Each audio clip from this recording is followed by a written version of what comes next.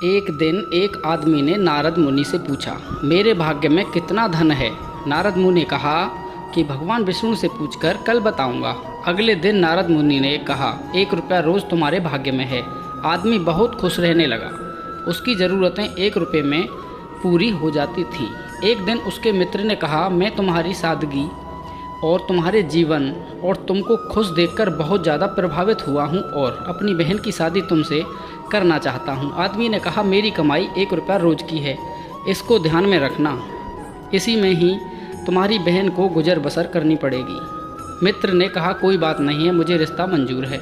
अगले दिन से उस आदमी की कमाई 11 रुपये हो गई। उसने नारद मुनि को बुलाया और कहा, हे मुनिवर, मेरे भाग्य में 1 रुपया लिखा है, फिर मुझे 11 रुपये क्यों मिल रहे हैं। नारद मुनि ने पूछा, क्या तुम्हारा किसी से रिश्ता या सगाई हुई है। हाँ हुई है। तो ये तुमको 10 रुपया उसके भाग्य के मिल रहे हैं, इसको जोड़ना शुरू करो, तुम्हारे विवाह में काम आएंगे। एक दिन उसकी पत्नी गर्भवती हुई और उसकी कमाई 31 रुपये होने लगी। फिर उसने नारद मुनि को बुलाया और कहा, हे मुनिवर, मेरे और मेरी पत्नी के भाग्य के मुझको 11 रुपये मिल रहे थे, लेकिन अभी 31 रुपये क्यों मिल रहे हैं। क्या मैं कोई अपराध कर रहा हूँ। मुनिवर ने कहा, ये तेरे बच्चे के भाग्य के मिल रहे हैं जो कि 20 रुपये हैं। ऐसे ही हर इंसान को उसका भाग्य मिलता है।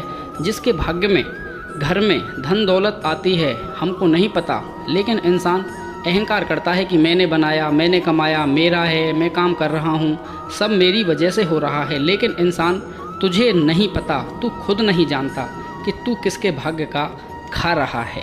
धन्यवाद।